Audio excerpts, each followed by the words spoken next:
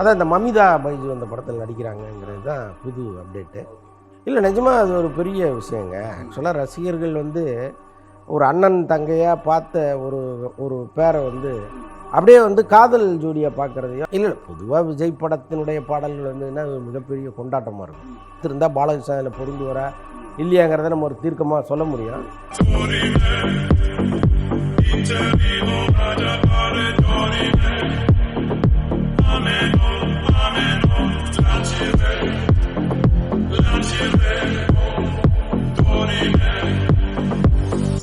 Hi we play trending நேயர்கள் எல்லாருக்குமே வணக்கம். நான் ஐசக். இன்னைக்கு வலைப்பேச்சு அந்தணன் அவர்களுடைய முதல் தொடர்ச்சியில் என்ன பேசியிருக்காரு அப்படின்றத இரண்டாம் தொடர்ச்சியில் பார்க்க போகிறோம். உண்மையிலே இந்த பிரச்சனை இப்படி தாங்க நடந்துச்சு, அதை அவரே சொல்ல போகிறாரு, கேளுங்க. தளபதியோடைய 69 அப்டேட் ஒன்று கிடச்சிருக்கு. அது என்னன்னு எங்களுக்கு சொல்ல முடியுமா? அதான் இந்த மமிதா பைஜு அந்த படத்தில் நடிக்கிறாங்கங்கிறது தான் புது அப்டேட். ஓகே. ஆக்சுவலாக வந்து இந்த படத்தை அவர் அநேகமாக அக்டோபர்லேருந்து துவங்குற மாதிரி ஒரு பிளானில் இருக்கார். இப்போ தான் இந்த ஆர்டிஸ்ட்டு செலெக்ஷன்லாம் நடந்துகிட்டு இருக்கு.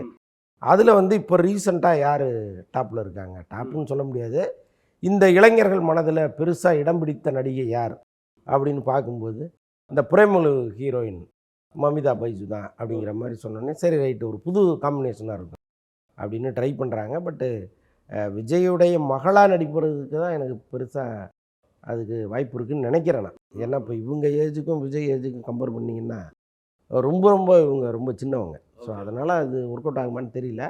பட் ஜோடியாக நடிப்பதற்கு வாய்ப்பு இல்லை. ஒருவேளை தங்கை கேரக்டர் அது மாதிரி ஏதாவது.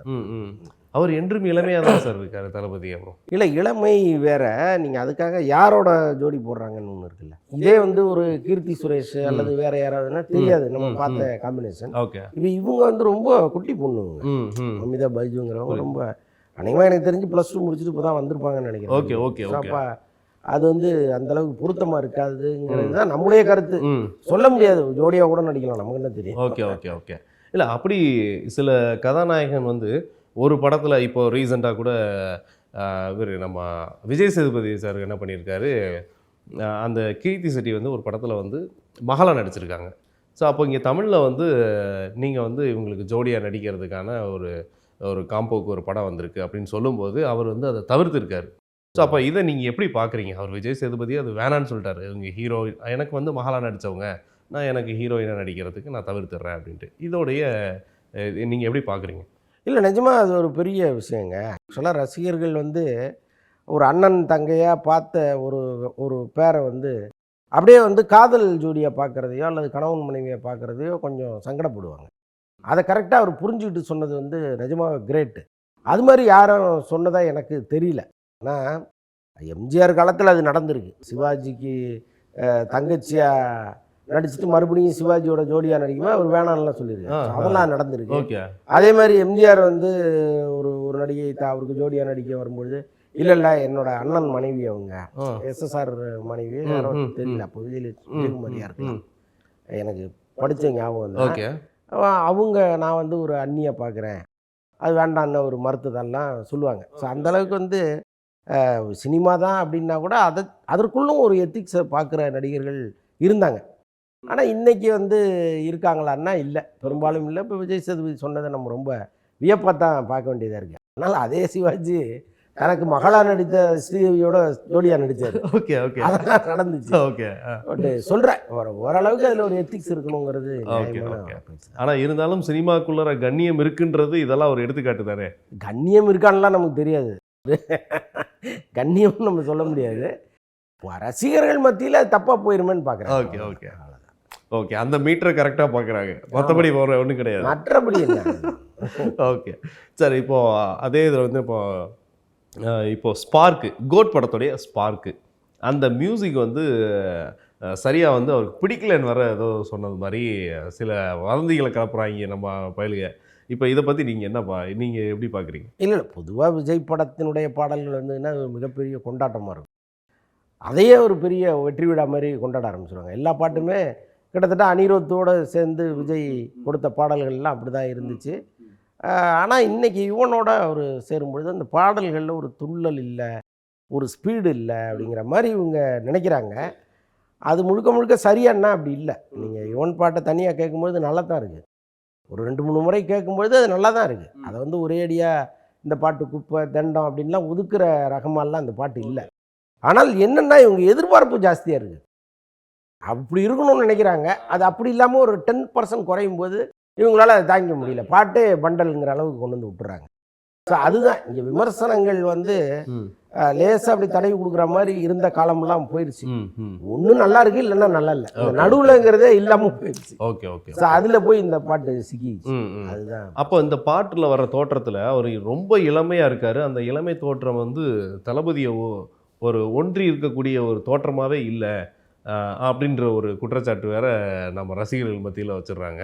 அப்போது இதை வந்து கண்டிப்பாக படக்குழுவிட்ட இதை பற்றி பேசியிருப்பார் இல்லையா? என்ன பேசியிருப்பார்? இல்லை, ஆக்சுவலாக வந்து இது வந்து டிஏஜிங் செய்யப்பட்ட விஜய். அவர் ஆக்சுவலாக படத்தில் வந்து 3 விஜய் இருக்காங்க. ஒரு அப்பா விஜய், மகன் விஜய், அப்புறம் அவருக்கு தம்பி விஜய் ஒருத்தர் இருக்கார். அதாவது ரொம்ப ரொம்ப குட்டியாக ஒரு கேரக்டர் ஒன்று வருது. ஒரு 15 வயசு விஜய் ஒருத்தர் வராருன்னு வச்சுக்கோங்களேன். இப்போ இதில் இருக்கிறவர் ஒரு 22 வயசு விஜயா இருப்பார். இதுக்கப்புறம் வேற ஒரு விஜய் இருக்கார். யாருக்கு எவ்வளோ போர்ஷன் இருக்குங்கிறது தெரியாது. ஓகே. இவருக்கு வந்து ரொம்ப கம்மியாக ஒரு போர்ஷன் இருக்கலாம். அது சும்மா ஒரு டிஏஜிங்கில் பண்ணி அப்படி கொண்டு போயிடலான்னு நினச்சி கொண்டு வந்திருக்காங்க. Okay okay. பட் அந்த இது வந்து அந்த தோற்றம், அந்த விஜயனுடைய தோற்றம் வந்து அவருடைய ரசிகர்களுக்கே பிடிக்கல தான். அதை நம்ம வந்து வெளிப்படையாக ஒத்துக்கிட்டு தான் ஆகணும். பாட்டு கூட நாங்கள் மன்னிச்சிருவோம், இந்த தோற்றத்தை எங்களால் தாங்கிக்கவே முடியலன்னு கதறாங்க. பட் என்னென்னா, இப்போ இந்த ஒரு காமெடி சீன் பண்ணும்பொழுது முகத்தை ஒரு மாதிரி ஒரு கோணலாக வச்சுக்கிறது, இதெல்லாம் வந்து விஜய் பண்ணுவார். ஸோ அது வந்து பண்ணும்போது அதை டிஏஜிங் பண்ணும்போது இன்னும் கொஞ்சம் இதாக இருக்குது. மீசையை வேறு மாதிரி வச்சுருக்காங்க. ஸோ இதெல்லாம் கொஞ்சம் பொருந்தாமல் இருக்குது. அது படத்தோடு நீங்கள் பார்க்கும்போது ஒரு வேளை அது எவ்வளோ நேரம் வருதுங்கிறத பொறுத்து இது மாறிடும். பட் அது படத்தை அவங்க பார்த்துட்டாங்க. யார்? விஜய், அப்புறம் தயாரிப்பு தரப்பு எல்லாருமே படத்தை பார்த்துட்டாங்க. முழு படத்தையுமே பார்த்துட்டு அவங்க எல்லாமே ரொம்ப ஹாப்பியாக இருக்காங்க. சின்ன சின்ன குறைகள் வெளியில் தெரியுது, பயங்கரமாக பேசினா கூட படமாக அவங்களுக்கு வந்து ஃபுல் சாட்டிஸ்ஃபைடாக இருக்குது. அப்போது இன்னும் அடுத்து வரக்கூடிய சில செக்மெண்ட்ஸில் நம்ம இந்த படத்தை அதை எப்படி திருப்பி மறு ஆய்வு செஞ்சு அதுக்கப்புறம் புதுசாக எடுக்க போகிறாங்களா, இல்லை இருக்கிறதவே வந்து எடிட்? இல்லை இருக்கிறது தான் வரப்போகுது. ஏன்னா இப்போ இதை செய்யறதுக்கே இவ்வளோ நாளாகிடுச்சு. ஓகே. அவர் வெங்கட் பிரபு எடுத்த முதல் காட்சியே இதெல்லாம் தான். ஏன்னா இதை கொண்டு போய் டிஏஜிங்கில் கொடுத்து அவங்க அதை ஒர்க் பண்ணுறதுக்கு டைம் கொடுத்தா தான் நம்ம வந்து பர்ஃபெக்டாக அது வருங்கிறதுனால தான் முதல்ல இந்த காட்சிகள்லாம் எடுத்தார். இந்த பாடல் காட்சியெல்லாம் ரொம்ப ஆரம்பத்தில் எடுக்கப்பட்டது. படம் துவங்கினோடனே எடுக்கப்பட்ட காட்சி இதெல்லாம். இது வந்து இன்னைக்கு அவ்வளோ தூரம் ஒர்க் பண்ணி தான் வந்திருக்கு. இப்போ மறுபடியும் இதை ஒர்க் பண்ண கொடுத்தீங்கன்னா அடுத்த வருஷம் தான் படத்தை ரிலீஸ். ஸோ அந்த சிக்கல் இருக்குது. அதனால் அது கிடையாது. இப்போ இதில் இருக்கிறது தான். Okay sir. சார் இப்போ மலையாளத்தில் ஆவேசம் அப்படின்னு ஒரு படம் ஃபகத் ஃபாசில் நடிச்சிருந்தார். இப்போ அதோடைய ரீமேக் வந்து தெலுங்கில் வந்து யார் பண்ண போகிறாங்க? எஸ். ஆமாம். இதை பற்றி எங்களுக்கு கொஞ்சம் சொல்லுங்கள். ஆக்சுவலாக நான் ஆவேசம் பார்க்கல. ஒருவேளை பார்த்துருந்தா பாலகிருஷ்ணன் அதில் பொருந்துவரா இல்லையாங்கிறத நம்ம ஒரு தீர்க்கமாக சொல்ல முடியும். ஆனால் ரசிகர்களுடைய கமெண்ட்டை படிக்கும்பொழுது இவர் பொருந்த மாட்டாரோங்கிற அளவுக்கு இருக்குது. ஐயோ பாலகிருஷ்ணாவா, இந்த கேரக்டரில் கொண்டு போய் இவரை போட்டிருக்கீங்களான்னு பயங்கரமாக கமெண்ட் பண்ணிக்கிட்டு இருக்காங்க. ஒருவேளை வந்து இவர் பொருந்த மாட்டாரோ அப்படிங்கிற மாதிரி தான் எனக்கும் தோணுது. ஏன்னா இவங்க பதறதை பார்த்தா அப்படி தான் நமக்கு தோணுது. பட்டு பாலகிருஷ்ணா வந்து ராமருடைய கதையிலேயே நடித்தவர். ராமர் சீதாவெல்லாம் நடித்தவர். இப்போ அந்த கதைக்கு நம்ம என்ன கொடுக்கணுங்கிறது அவருக்கு தெரியல. ஒரு கமர்ஷியல் படம் பண்ணும்பொழுது அதற்கு தேவையான கமர்ஷியல் விஷயங்களை அவர் அள்ளி போடுறாரு. அதுவே ஒரு பக்தி படம்னா வேற ஒரு பாலகிருஷ்ணாவை தான் நம்ம பார்க்குறோம். அப்போ இந்த படத்துக்கு என்ன தேவைங்கிறது அவருக்கு நிச்சயமாக புரியும்ல. ஸோ அதனால் இப்போ ரசிகர்கள் பயப்படுற அளவுக்கெல்லாம் ஒரு பதட்டத்தை அவர் கொடுத்துட மாட்டாருன்னு நினைக்கிறாங்க. ஆமாம். ஆனால் இந்த படத்தில் அதிகமாக பார்த்தீங்க அப்படின்னா இதில் ஃபகத் ஃபாசில் வந்துட்டு ஒரு, அதாவது சீனியர் ஜூனியருக்கு நடக்கக்கூடிய ஒரு ரேகிங், ஒரு ஸ்கூலில் நடக்கிற மேட்டரை வச்சு தான் இந்த மாதிரி போகுது. பட் இதில் வந்து ஃபகத் ஃபாசில் வந்து இவங்களை வந்து கேரி பண்ணி, அதாவது வந்து அந்த சீனியரை அடிக்கிறதுக்காக இந்த ஜூனியர்ஸ் வந்து எடுத்துகிட்டு போகிற ஆயுதம் தான் இது ஃபகத் ஃபாசில் அப்படின்ற மாதிரி. அதான் ஒரு ரவுடியை கூப்பிட்டு போவாங்க. அதுதான் அது மாதிரி நான் அந்த கதை சுருக்கத்தை கேட்டேன். Yes sir. பட் அதில் பொருந்து வரேன், பாலகிருஷ்ணன் பொருந்த மாட்டாருன்னு நம்ம ஓகே. இல்லை அவர் ரொம்ப சீனியர் மாதிரி இல்லை சார் இருப்பார் இந்த ஒரு விஷயம். நீங்கள் ஒரு சீனியராக நினச்சிக்கிங்க. Okay sir. இல்லை, தமிழ் டாக்கர்ஸுடைய அட்மின் இல்லை, அந்த குழுவில் இருக்கிற ஒரு நபர். அவர் ஒரு எறும்பு குறுக்க ஓடினா கூட அந்த எறும்பு உயிரோட இருக்கான்னு விசாரிப்பாங்க. வில்லன்களுக்கான மரியாதை இங்கே ரொம்ப ஜாஸ்தியாக இருக்குது. இப்போ இருக்கிற அந்த